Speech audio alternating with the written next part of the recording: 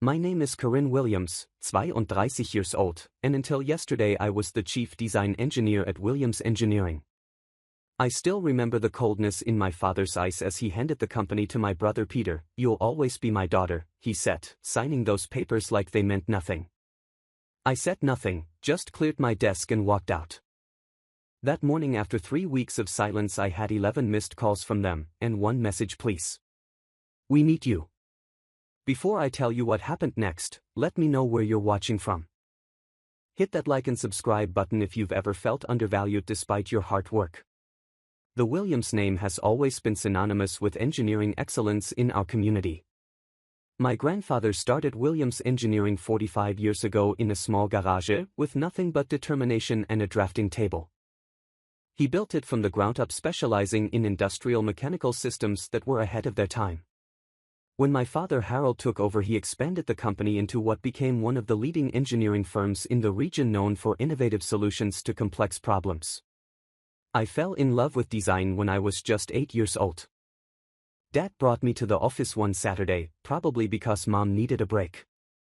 I remember sitting at a drafting table, fascinated by the blueprints scattered everywhere.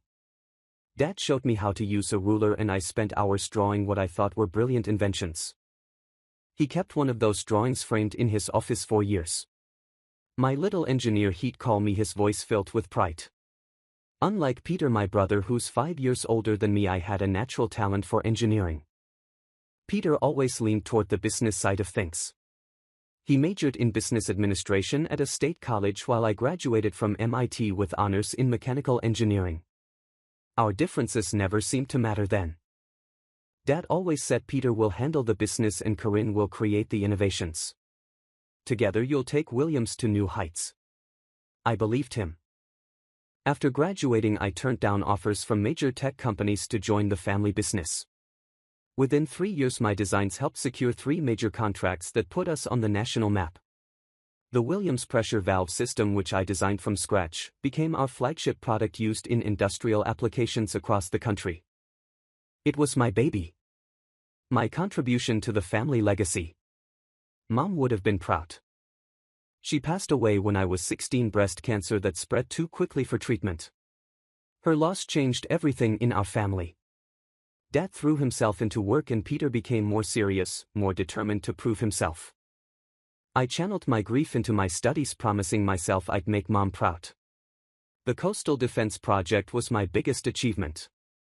I developed a modular system that could withstand extreme weather conditions while maintaining structural integrity. The government contract that followed was worth millions. At the celebration dinner, Dad raised his glass and said, "This company has 2 pillars now: Peter's business acumen and Corinne's technical genius." I believed we'd run the company together someday. That was always the understanding. I'd handle the technical side, Peter would manage the business aspects, and together we'd build on what Grandpa and Dad had created. It made sense, it was fair. What no one knew was that I'd been developing something revolutionary in my spare time. A new hydraulic system that could transform industrial manufacturing processes, making them 40% more energy efficient, while increasing output by 25%. I called it the Williams Eco Pressure System. I'd been working on it for 18 months, perfecting every detail, running simulations at night after everyone had gone home. I was going to surprise Dad and Peter with it once it was patent ready. It would have been the next leap forward for Williams Engineering. My apartment had a second bedroom I'd converted into a home office. The walls were covered with iterations of the design. I'd wake up at 5 in the morning, work on the system for 2 hours before heading to the office.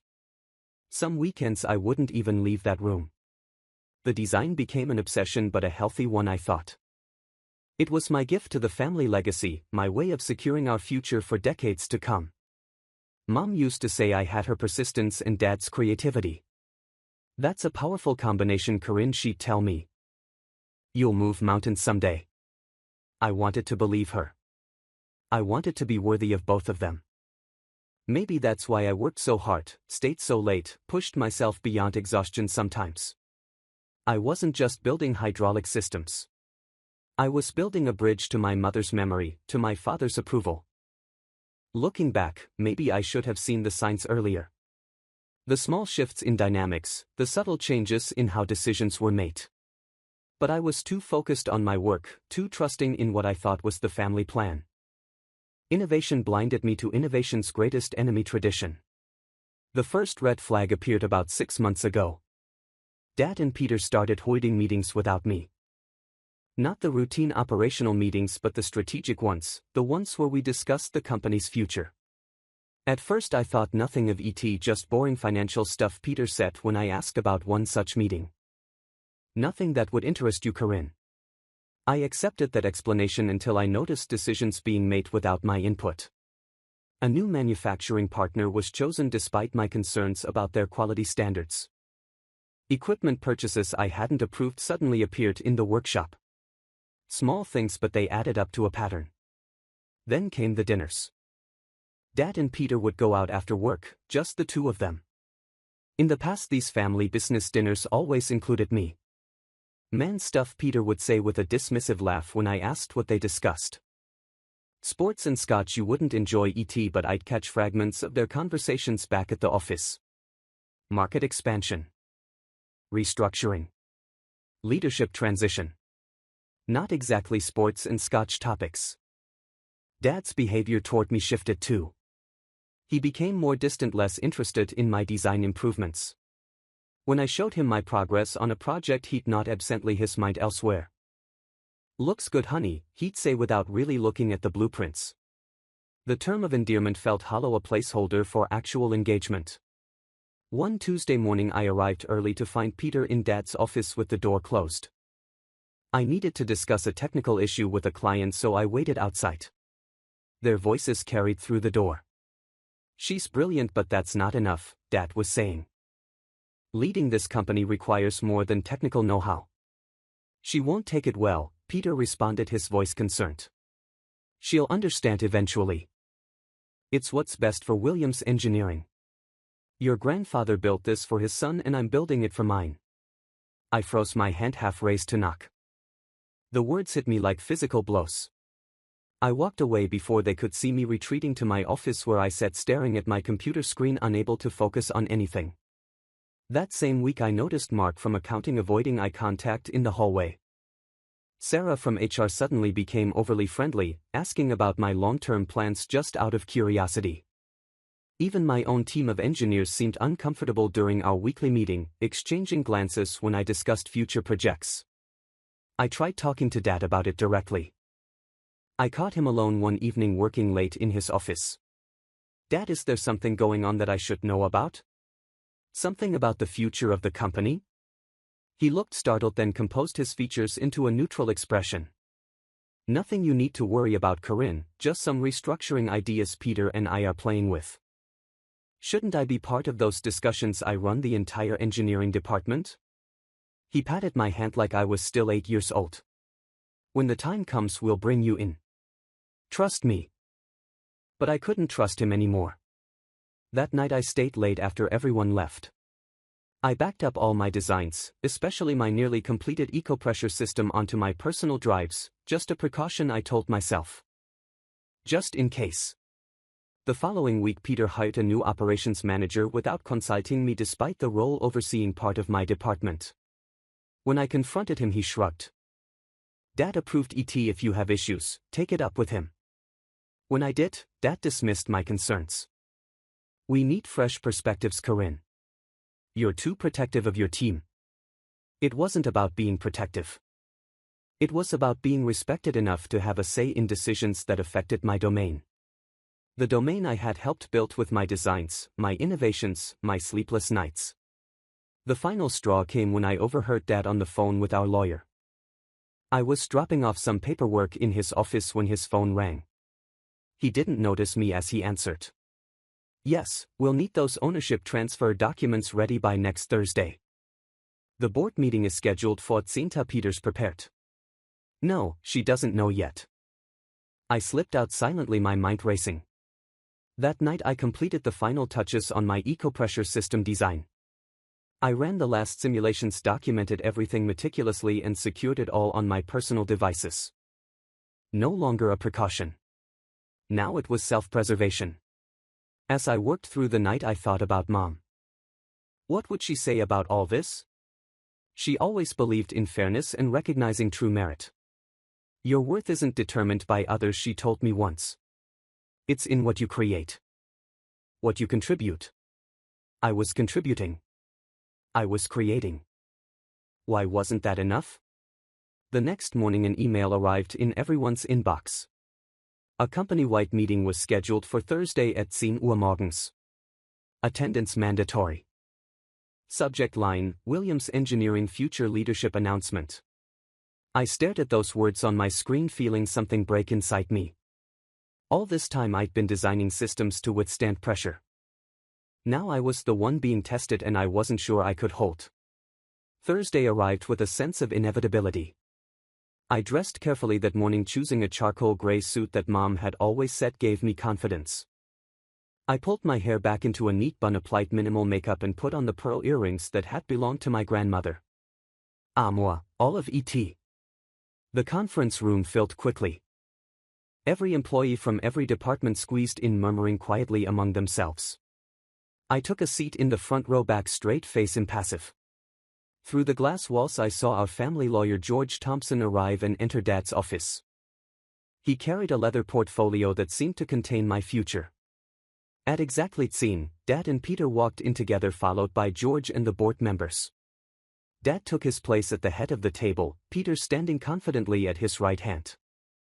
I noticed Peter was wearing a new suit. Of course he was. Thank you all for coming. Dad began, his voice carrying the authority of 3 decades of leadership. Williams Engineering has always been about family. My father built this company with the dream that it would sustain generations of Williams to come. He spoke about the company's history, its growth, its values. Words I'd heard 1,000 times before, but now they carried a different weight, a different meaning. Times change. Markets evolve. Leadership must adapt, he continued. Today marks an important transition for our company. I felt eyes flicking toward me, then quickly away. They knew. Everyone knew except me. It's with great pride that I announce Peter Williams as the new Chief Executive Officer of Williams Engineering, effective immediately. Applause filled the room. Genuine from some, perfunctory from others. I clapped too, my hands moving automatically while my mind went numb. Peter has demonstrated exceptional business acumen and leadership skills, Dad continued. Under his guidance, Williams Engineering will continue to thrive in an increasingly competitive marketplace. Peter stepped forward, smiling confidently. Thank you, Dad. I'm honored and humbled by this responsibility. He launched into a speech about his vision for the company's future, about expansion plans and market opportunities. Not once did he mention engineering innovation, not once did he acknowledge that without the designs, without the technical expertise, there would be no products to sell, no services to offer. When the meeting ended, people filed out, some stopping to congratulate Peter, others casting sympathetic glances my way. I remained seated, unable to move, unable to process what had just happened. Dad approached me after the room had cleared. Peter was across the room accepting congratulations from the board members. Corinne, Dad said, his voice softer now. I know this comes as a surprise. I found my voice somehow. Does it? Should it? Everyone else seemed to know. He had the decency to look uncomfortable. This decision wasn't made lightly. Peter has been preparing for this role for years. And what have I been doing all this time? Playing with drawings. My designs are what built this company's reputation. My innovations are why clients choose us. You're brilliant at what you do, Corinne, no one disputes that. But running a company requires different skills. Skills I don't have because I'm a woman, or because I'm your daughter, not your son. He flinched. That's not fair. This isn't about gender. It's about what's best for Williams Engineering. Best for Williams. Or best for the Williams name being carried by a man. You'll always be my daughter, he said, reaching for my hand. I pulled away. Your position as Chief Design Officer remains secure. You and Peter will work together just as we planned. Just not as equals. He sighed heavily. The decision is made, Corinne. The papers are signed. I hope you can accept that and continue to be part of what we've built. Peter approached, then his expression a mixture of triumph and pity that made my stomach turn. Hey sis, no hard feelings, right? We're still a team. You handle the designs, I'll handle the business. Nothing really changes. Everything had changed. In that moment, looking at my brother's face, at my father's expectations, I made my decision. Congratulations, Peter. I wish you all the success in the world. I stood up, smoothing my suit jacket. I'll clean out my office today. What, Corinne, don't be dramatic, Peter said, alarm replacing his smugness.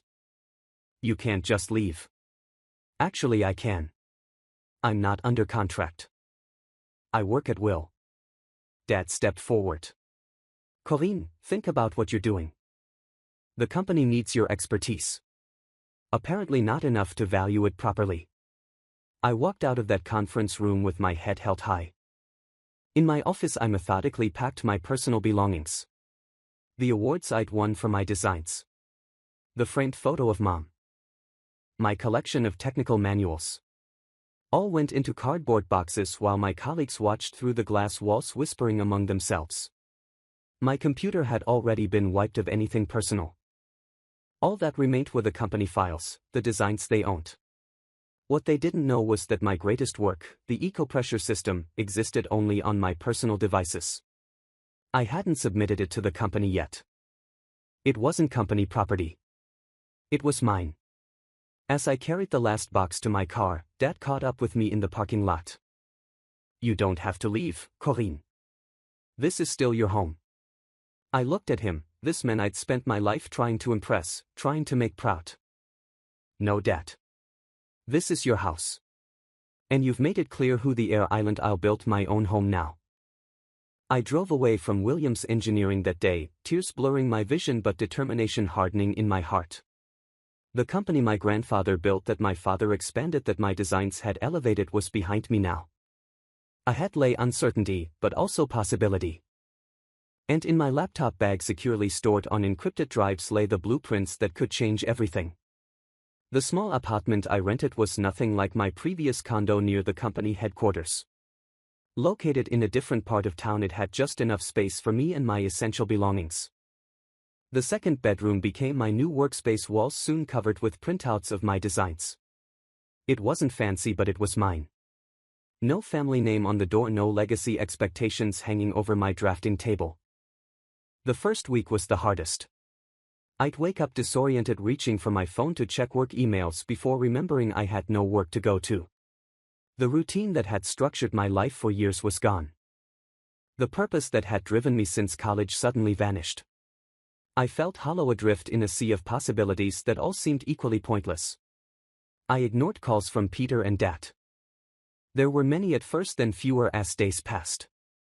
I needed space to think, to plan, to decide who Corinne Williams was outside of Williams Engineering.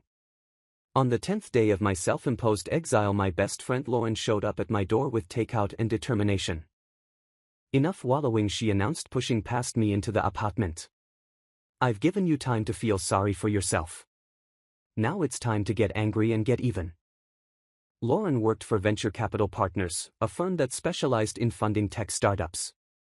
We'd been friends since college, when we were often the only women in our classes. She'd always been the pragmatic one, turning adversity into opportunity. I'm not interested in revenge, I said, picking at the pad she'd brought. Not revenge. Success. The best revenge is massive success. She pointed her chopsticks at me. You have something valuable, Corinne. That design you've been obsessing over for the past year? The one you were going to gift to Daddy and Brother, dearest? It's yours. Use it and do what. Start my own company. I'm an engineer, not a businesswoman. That's where I come in. She pulled out her tablet and opened a presentation. I've been thinking about this since you told me what happened.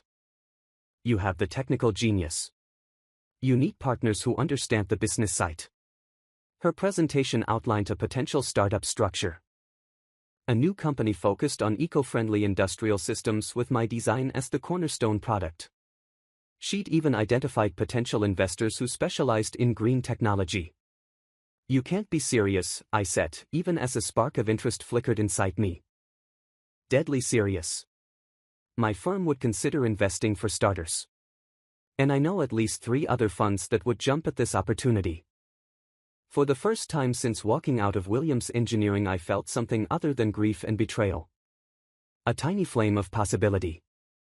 I'd be competing directly with my family's company, I said, testing the idea out. You'd be innovating in a space they've ignored. Your design focuses on energy efficiency, right? Williams Engineering has never prioritized that. She was right.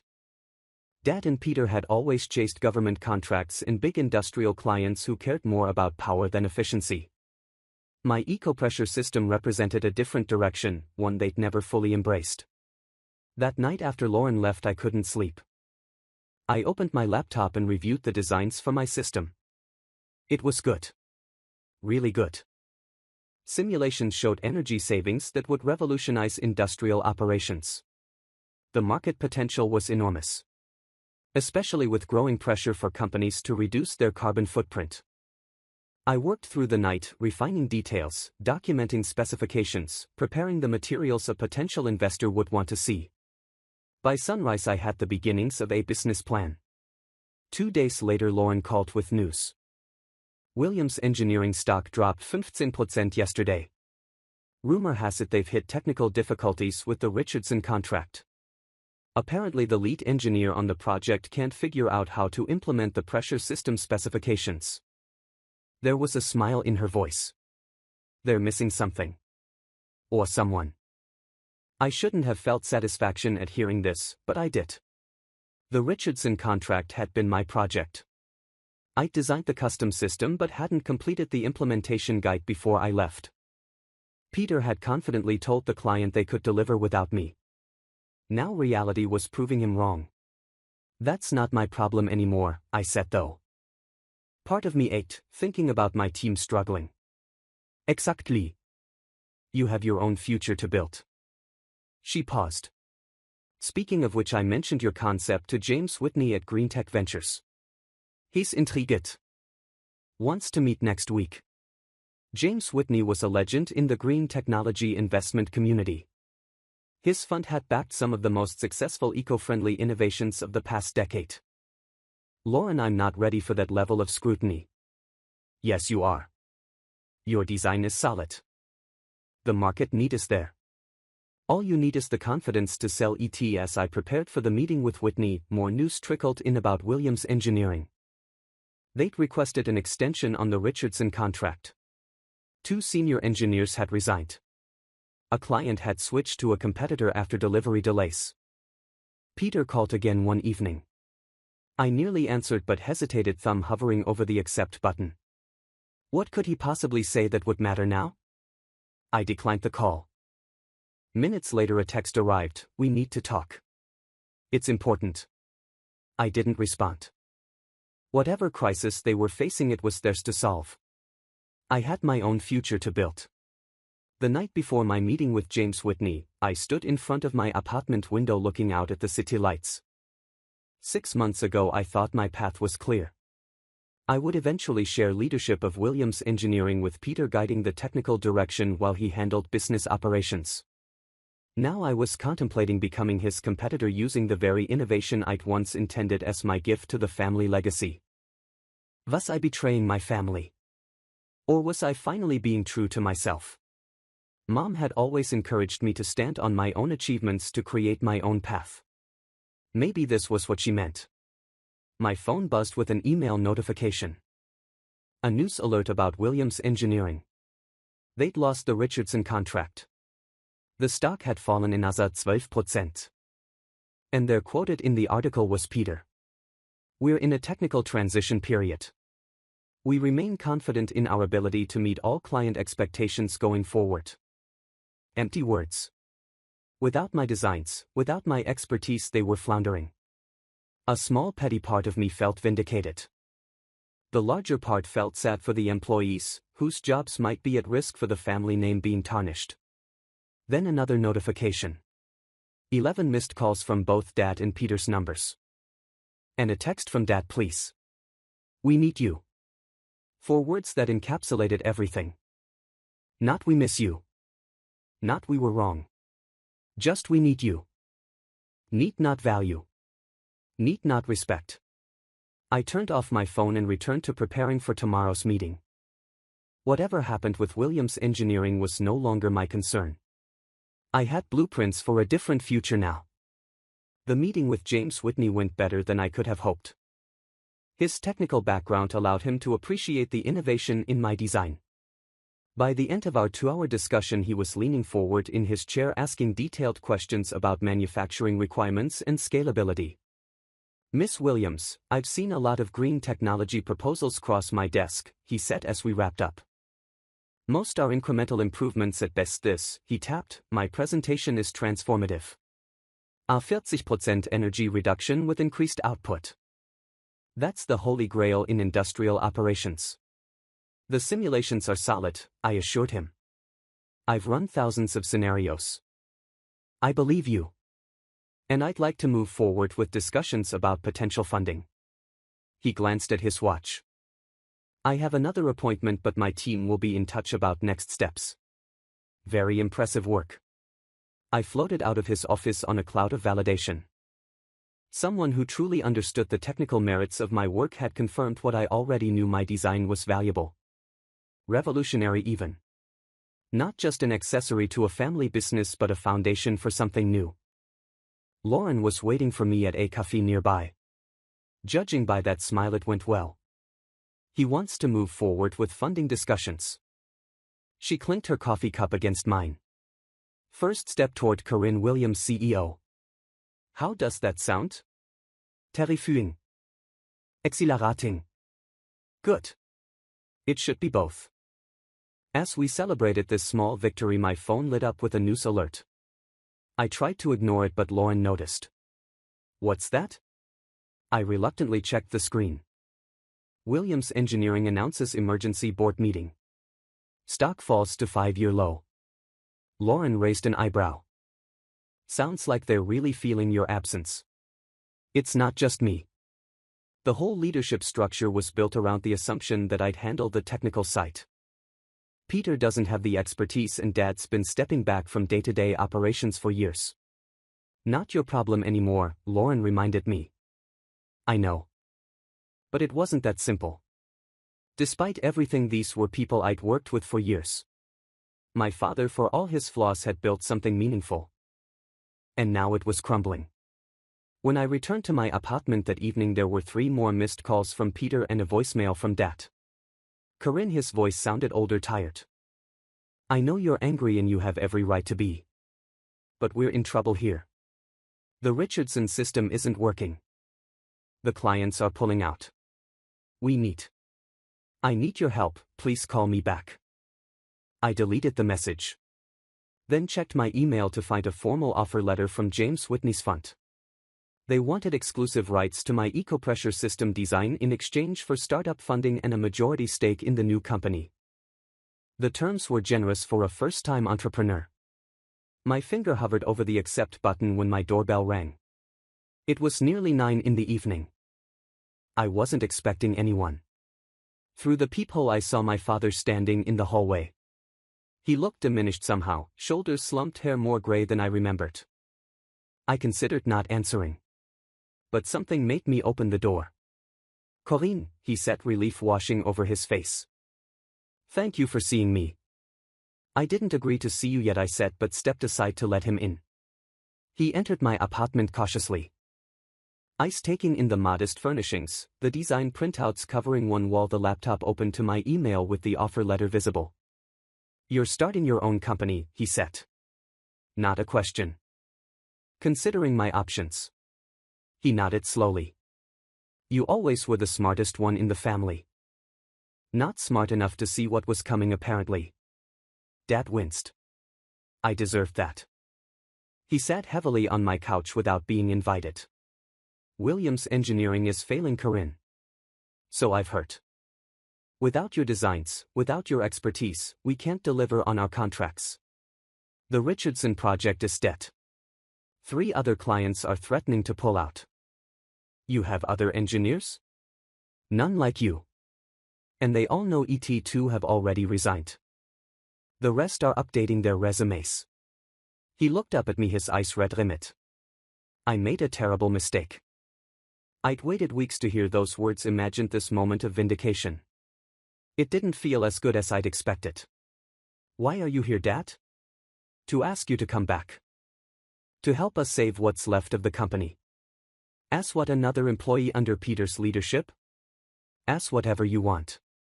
Co-CEO. Technical director with full autonomy. Name your position, your salary, your conditions. I laughed bitterly. Now you're willing to negotiate.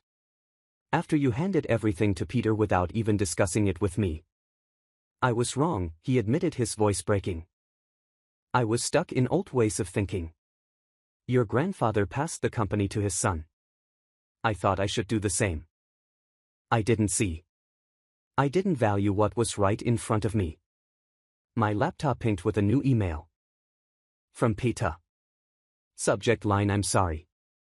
I opened it while Dad watched. Corinne, I know I'm the last person you want to hear from right now. But I need to say this. I was wrong to accept the CEO position without discussing it with you. I thought I could handle it. I can't. Not without you. The technical challenges are beyond me. Every decision I make seems to make things worse. Dad and I both know now what we should have recognized all along. Williams Engineering needs you.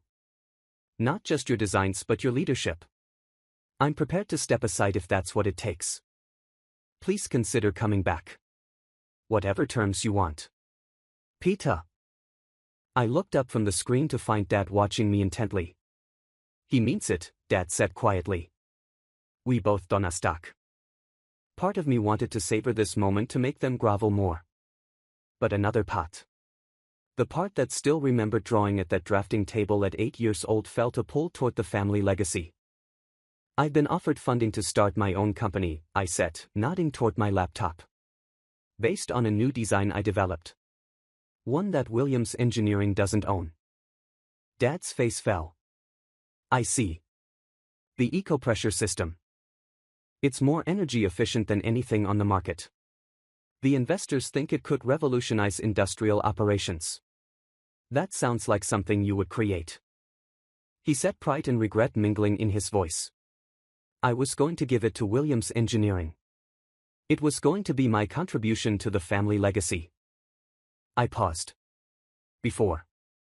We sat in silence for a long moment, the weight of missed opportunities and broken trust hanging between us. Whatever you decide, Dad finally said, I want you to know how proud I am of you. Not just as my daughter but as the brilliant engineer you've become. That's something I should have said years ago and something I should have honored with more than words. He stood to leave, looking suddenly older than his 62 years. I'll think about it, I said as he reached the door. About coming back. But not on the same terms as before. Hope flickered in his eyes. Of course not, whatever you need. After he left, I sat staring at my laptop screen at the competing messages there. The investor offer promising a new beginning. Peter's email offering redemption of the old. 2 paths. 2 possible futures. One completely my own, built from scratch. The other a reclaiming of what should have been mine from the start, but with the complications of family dynamics and past betrayals. I closed my laptop, without responding to either message. This decision required careful thought, not emotional reaction. For the first time in weeks I felt not just anger or hurt but power. Real power. The kind that comes from being truly valued, truly needed. Williams Engineering was crumbling without me. Not just struggling but failing. Everything I'd contributed had been more essential than they'd realized. More essential than I had realized. Whatever I decided next would be from a position of strength, not desperation. They needed me now. The question was, did I still need them? I gave myself 48 hours to consider my options. During that time, 3 more news stories broke about Williams Engineering's troubles. Their stock continued to fall. A trade publication ran an article with the headline, Williams Engineering, can the family business survive without its secret weapon? The secret weapon they referred to was me. On Wednesday morning I made my decision. I called Dad and requested a formal meeting with him, Peter and the board of directors. Not at their headquarters but on neutral ground, a conference room at the Grand Hotel downtown. I specified that I would be bringing my own legal counsel. Of course Dad agreed, sounding relieved that I was willing to meet at all, whatever you want. Lauren recommended her company's attorney Diane Foster, who specialized in business negotiations. After reviewing my situation, Diane helped me prepare a comprehensive proposal. They're desperate, she noted as we finalized our strategy. That gives you significant leverage, but don't overplay your hand. The goal is a sustainable arrangement that works for everyone. The meeting was set for Friday morning. I arrived early with Diane settling into the conference room I'd reserved.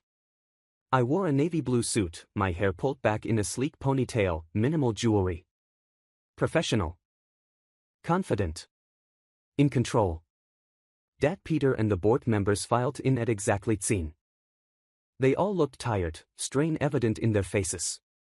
George Thompson, the family lawyer, accompanied them. I noticed how they automatically looked to me, not to Dad or Peter, as they entered. The power dynamic had already shifted. Thank you for meeting with us, Corinne, Dad began formally. We appreciate your willingness to discuss the situation. I'm here because I care about the future of Williams Engineering, I replied. About the employees who depend on it for their livelihoods. About the clients who trust in its reputation for excellence. Peter nodded eagerly. We all want what's best for the company. Do we? I fixed him with a steady gaze. 3 weeks ago, what was best for the company was handing complete control to you despite your lack of technical expertise in our core business. He had the grace to look embarrassed. I was wrong. We were all wrong. Yes, you were. I opened my portfolio. I've prepared a presentation that I think will interest everyone here. For the next 30 minutes, I walked them through my eco-pressure system design. The technical specifications. The efficiency improvements. The market potential.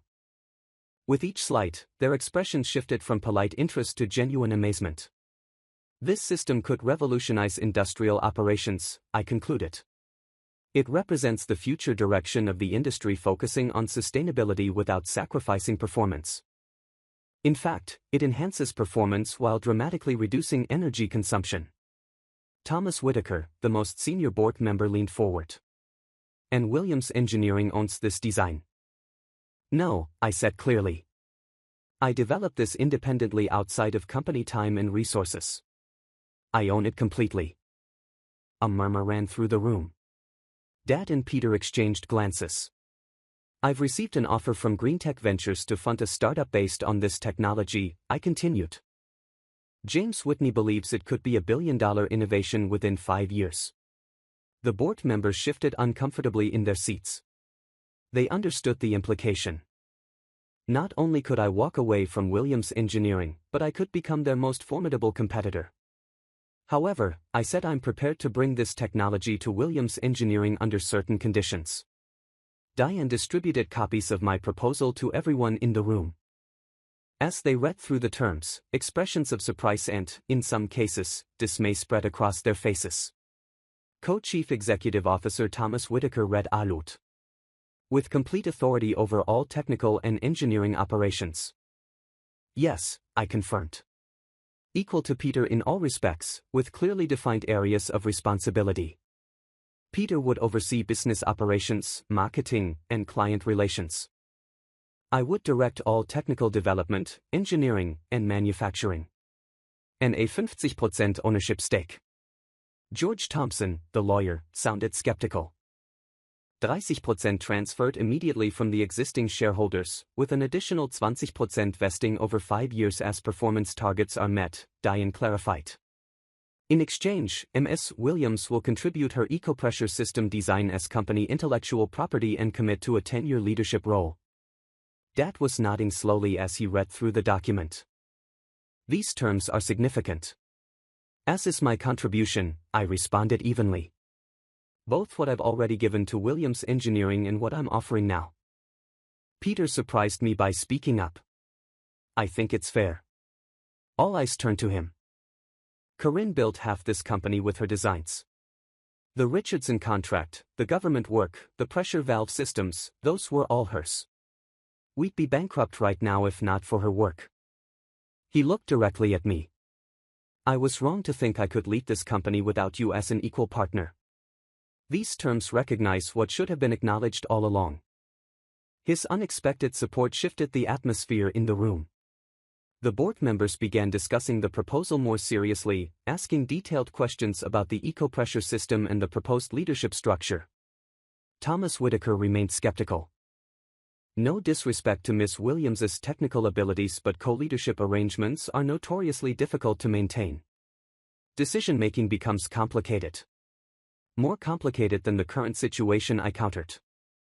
Where technical projects are failing because the leadership lacks the necessary expertise.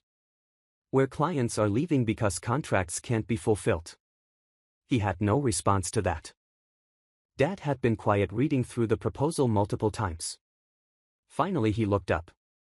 I owe you an apology, Corinne. A public one here in front of everyone. His voice was steady but emotional.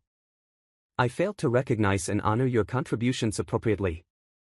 I allowed outdated thinking to cloud my judgment. The truth is, Williams Engineering would not be what it is today without you. And it cannot survive without you going forward. The room fell silent. This level of admission from Harold Williams was unprecedented. I support these terms fully, he continued. And I'm prepared to transfer a portion of my personal ownership stake to make it happen. One by one the board members indicated their support, some more reluctantly than others. By lunchtime we had an agreement in principle with the lawyers tasked to draw up the formal documents.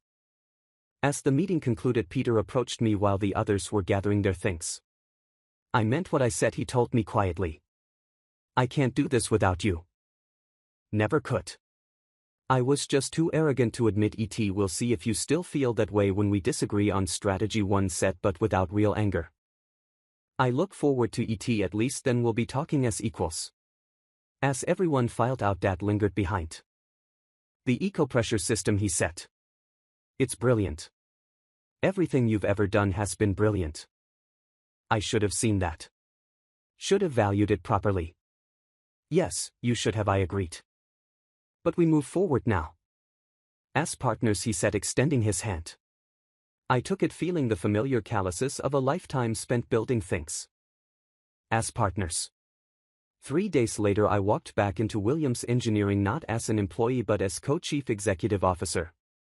The company-wide email had gone out that morning announcing the new leadership structure.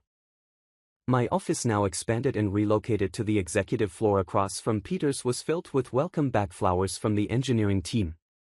That afternoon I presented the eco-pressure system to our top engineers.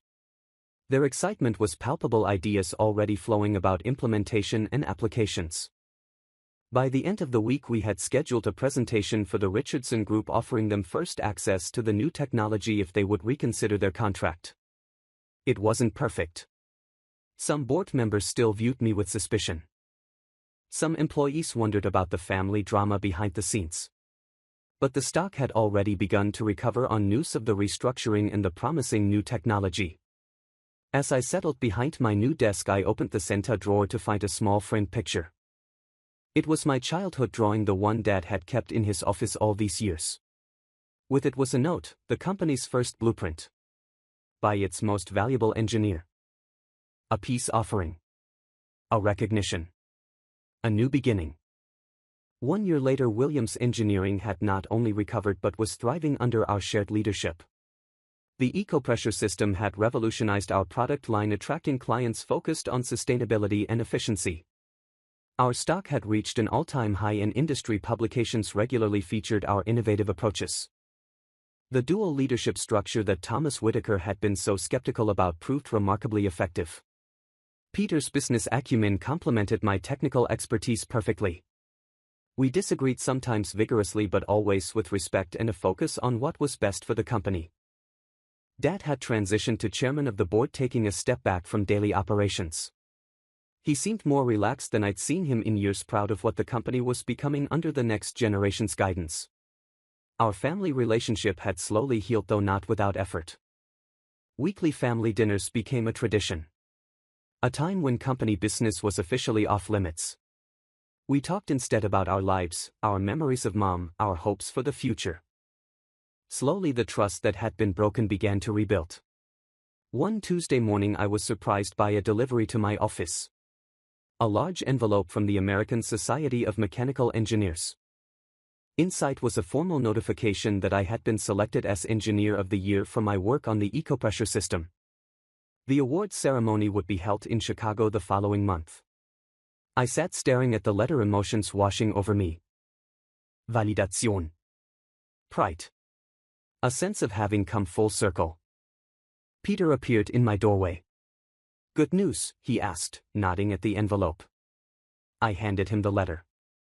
His face broke into a genuine smile as he read, "Et Corinne, this is incredible, the most prestigious award in the industry."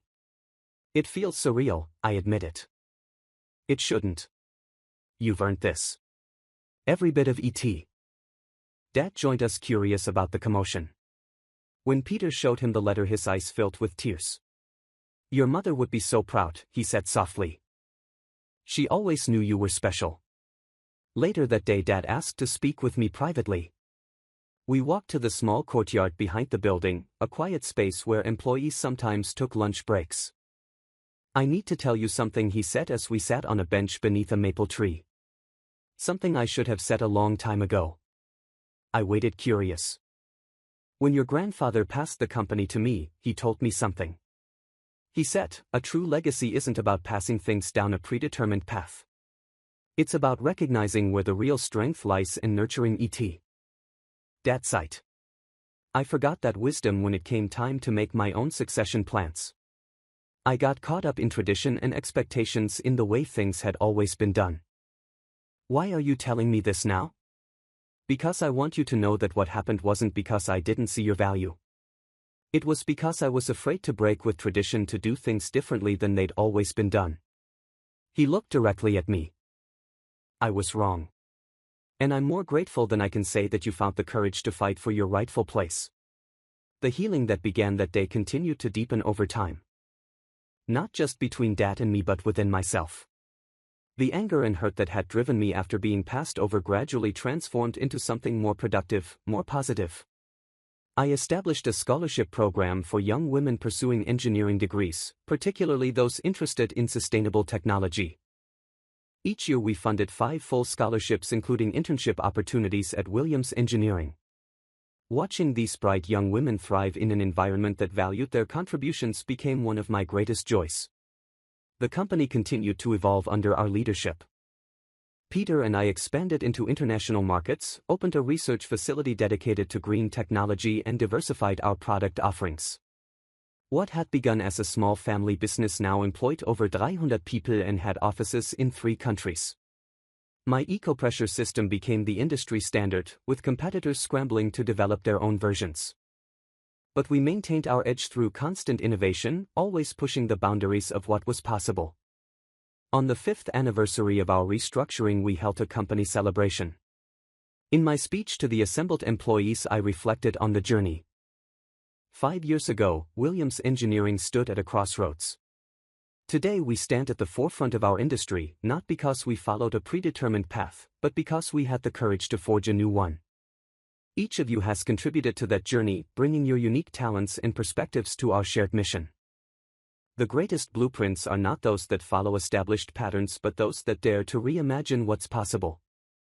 In engineering, in business, and in life, true innovation comes from questioning assumptions, from challenging traditions, from believing that there might be a better way.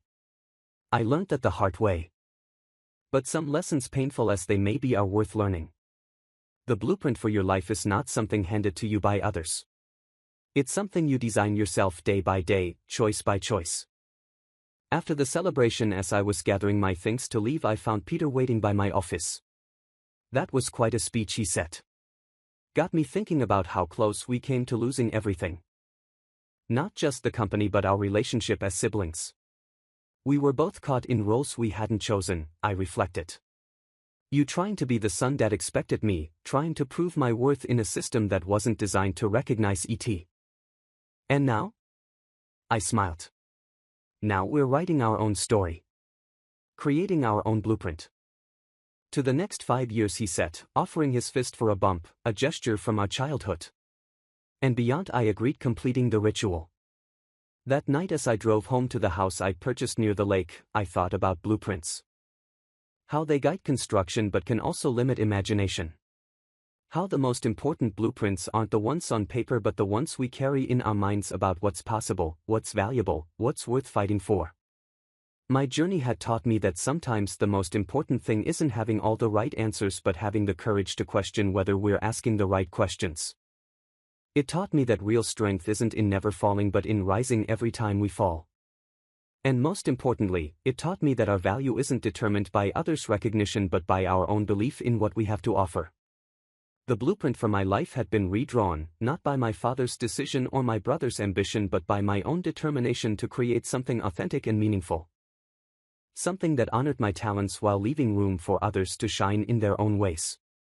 As the sun set over the lake casting golden reflections across the water I felt a sense of peace that had been long in coming. The wounds of betrayal had healed, replaced by the confidence that comes from standing firmly in your own worth. The future stretched before me not as a predetermined path but as a canvas waiting for new designs, new possibilities, new dreams. Have you ever had to fight for recognition in your family or workplace? What blueprint are you following in your own life and is it truly yours? Let me know in the comments below. If this story resonated with you, please hit the like button and subscribe to hear more stories of triumph over adversity. And remember to share with someone who might need encouragement to stand up for their worth. Thank you for listening, and may you have the courage to design your own blueprint for success.